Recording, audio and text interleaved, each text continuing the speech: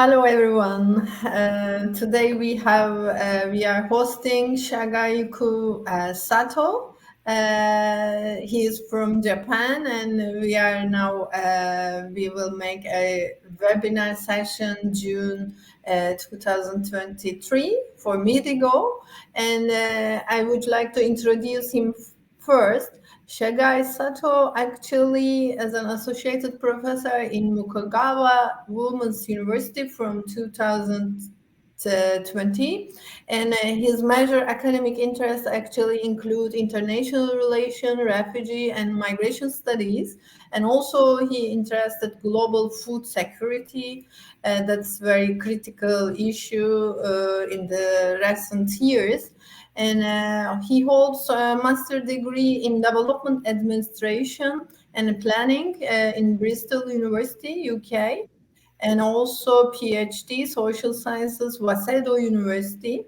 And he served for the International Federation of Red Cross and Red Crescent Societies from 1997, and he engaged in natural disaster relief operation in 8 countries, and I moved to the UNHCR in 2002 and worked there for protection and resettlement of refugees and also in IDPs, internally displaced persons in Kenya, Liberia, Pakistan, Philippines, and Tanzania. And actually, he serves as a senior protection officer in Sudan and Ethiopia. Welcome, Professor Sato. Actually, today you will present with us a very critical issue in Japan, but I would like to give you the floor and you can start your presentation. Hi, good morning, good afternoon, and whatever to you. My name is Shigeki Sato. Thank you for the introduction, Dr. Urach. This is okay. I'm talking to you from Japan right now.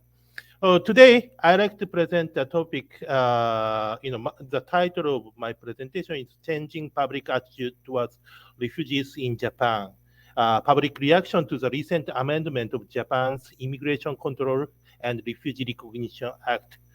Okay, this has not quite related to the situation which you are studying about or interested in, but I think for the comparison, I hope the information I'm providing can give you some, comprehensive view of what's going on in other parts of the world. So let me start with my presentation. Okay, many of you attending this same webinar may not be very familiar with the situation in Japan. So let me start with providing some background information to you. Japan is a signatory of 1951 Convention and 1968 Protocol. So legally, we have international obligation to protect, recognize refugees. But we don't have any refugee camp within the country. All refugees are urban refugees. In the past, the largest encounter with refugees in Japan is that of the Indochina refugees in the 1970s and 80s. Many boats came to Japan with a lot of refugees on it. And some 20,000 people from Indochina Peninsula settled down in Japan. But not as refugee, because at that time Japan was not signatory of 1951 convention, so it's kind of special category, recognized by the administrative order by the government. So not as refugee, but in fact, their refugee came from Indochina Peninsula and settled down in Japan. So somehow, as it was small number, they have been socially integrated. The number of people seeking asylum in Japan now is small but diverse. They include Burmese, Indonesian, Nepalese, Kurdish, Sri Lankan, Ethiopian, and other Africans. But as we are in the island country, compared with how it is the country on the continent, I think the number tend to be very small. The recognition rate in Japan is known to be very low, less than 1% in average for last 20 years. It's gradually increasing. For example, in 2020, Ministry of Justice received 3,772 applications, while 202 cases were recognized. But this not 202 was not recognized against this 3,772. It was made against the big backlog of the application. So apart from 202 people recognized as refugees, we have 10,000 cases rejected by the Ministry of Justice. The number of the recognized refugees in Japan is around 1,100 in 2020, but much more as allowed given humanitarian status to remain in Japan, in addition to tens of thousands asylum seekers in Japan. The exact number of the asylum seekers in Japan is not very clear. Let me continue with background. Many believe that Japan is a homogeneous country, but it is changing. A rapid aging population and the drastic decrease of the birth rate has resulted in allowing many foreigners to come to work, reside and work in Japan. Officially, most of them are trainee, not immigrant, but in reality, they are immigrants. Many immigrant workers applied for refugee status in order to prolong their legal stay in Japan because this trainee, the period is just 2 or 3 years. But most of them got borrowed the money from the relative or friends in order to come to Japan. So in order for them to pay back all the debt that they made, I think they have to prolong their stay in Japan and continue to earn money. So the only way for them to prolong their stay legally was to apply for refugee status in the past.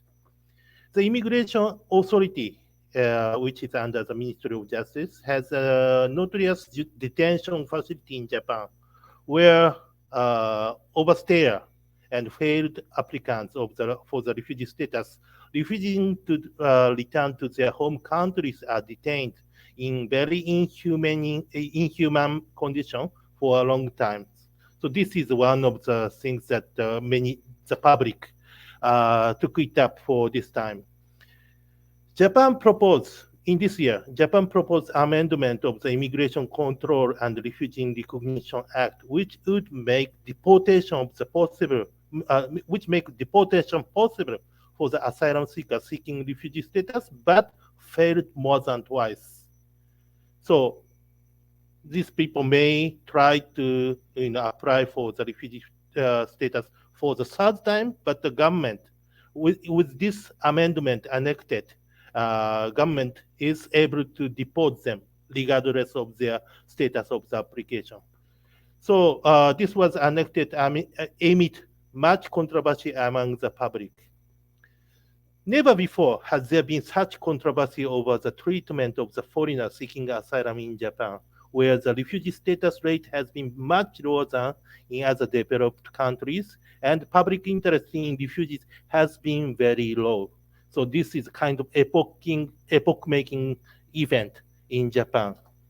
So let me just go through the main point of the proposed amendment, which this was actually already enacted on 9th of June, 2 weeks back. Already the parliament passed this bill, so it was enacted.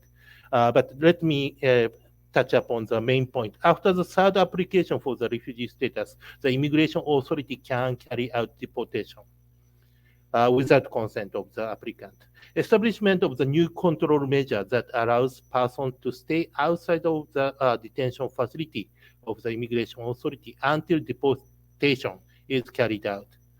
Necessity of detention is reviewed every 3 months, and establishment of cash-in refugee system with, instead of giving the kind of full status of refugees in accordance with the international law, Japan tried to give some, sub status, which is equal to the refugee status, but which is outside of the sort of the binding of the international law. So Japanese government doesn't want to be bound by the all the provision of the international law.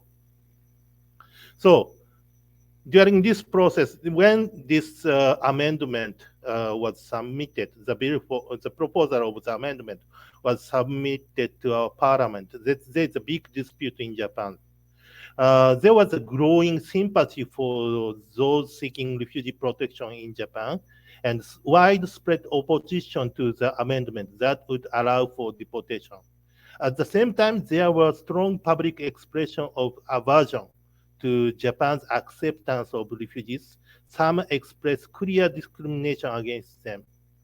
There was clear split in Japanese attitude towards refugees, and the reason for escalation of the dispute. I'm going to explain what's the reason behind many people got into some pro-refugee status and some people went into the anti-refugee positions.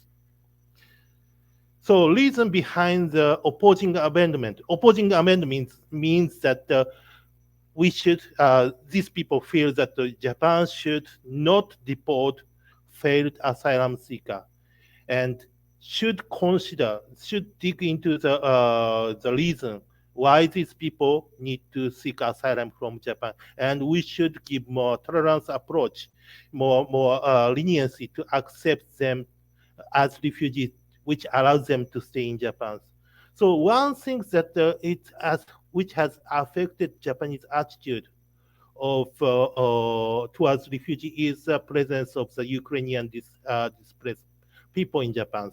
Since February 2022, the Ukrainian displaced people has been, relocated to many parts of the world, and Japan is also, accepting some part, also, which is the number is very small, around 2,000 to 3,000 people, but still, it's a big encounter for Japanese people, and the local municipality is taking care of them, and they are organizing some cultural exchange and program to mingle Japanese people with these displaced people. So I think the level of understanding and the level of the sympathy of Japanese people towards this displaced population has improved. And there was a big scandal at the Immigration Authority detention centers. As I already mentioned, there is a detention center under the Immigration Authority. And there was an incident of the death of a young Sri Lankan woman. She suffered from the medical condition and she sought medical treatment, but the Immigration Authority basically neglected her request and even made fun of her, and eventually she passed away because of her medical conditions. If you need to know the details, you can stop the screen and read the details. But this has, triggers public outrage towards the way that the government deal with the foreigners. This is a picture of the Ukrainian people who has been evacuated to Japan. And the picture on the right side is the Sri Lankan young woman, a sibling of the Sri Lankan young woman, which passed away during the detention in Japan. And of course, in addition to this, there was the issue of the child welfare. The asylum seekers' children, there's many children born during their parents are applying for the refugee status in Japan. So they are grown up in Japan, and went to the Japanese school. They are not quite familiar with the culture and the living conditions, the ways of the living in their home countries. So they have been, adapted the way that Japanese people are living. And of course, the language-wise, they're educated in Japanese. So they're fluent in Japanese, but not quite fluent in their home language, the language of their home country. Most of them do not know life outside of Japan and not fluent in their mother tongue. And also there is a risk with the family separation. If their parents fail to be recognized as refugee by the Japanese government, the parents are subject to the forced deportation. And if, even in case that there is the Japanese government give humanitarian consideration for the children to remain in Japan, it's going to, result in the family separation. So I think it has become very big problem. Last year, a movie based on the motif of a Kurdish family living in Japan who are replaced in such a situation. This film was released and became a hot topic. This is, the poster from that film.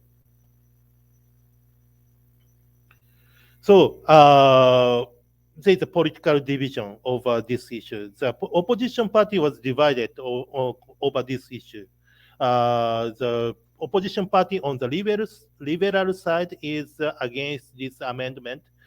On the other hand, there's some opposition parties on the conservative side, and they are in favor of it, in favor of the amendment. The ruling party, Liberal Democratic Party, is the one who submitted this bill for the amendment. They have been troubled by the deportation of the failed asylum seeker, and they felt that this kind of the amendment is needed. Most supporter of the LDPs are conservative people and anti-immigrant, so there was no problem for them to submit this kind of bill. Opposition party, conservative side, they supported the amendment because if they looked at the general public, they thought the anti-immigrant or anti-refugee sentiment is stronger than the pro-immigrant or refugee sentiment. So they decided to be on the supporting side of the amendment. Opposition party on the social democrat side, communist or liberal side, is getting weaker in Japan. But they are the one who took up the issue this time and opposing the amendment of the Immigration Act.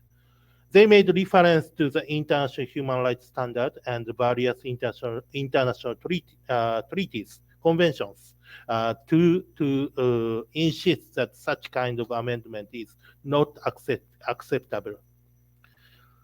Reason behind the supporting strict measures, I mean the people, why there is strong expression of the anti-immigrant and anti-refugee sentiment in Japan.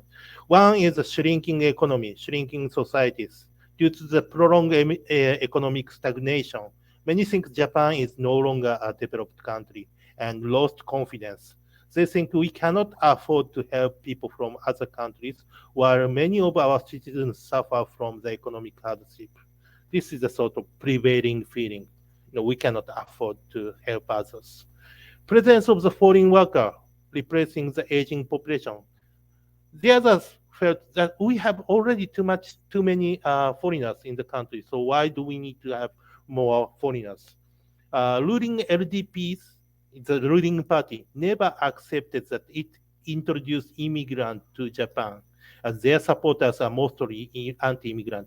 But it allows some 3 million foreigners to reside and work in Japan because the population is aging, the birth rate is getting lower and lower, so we don't have workforce.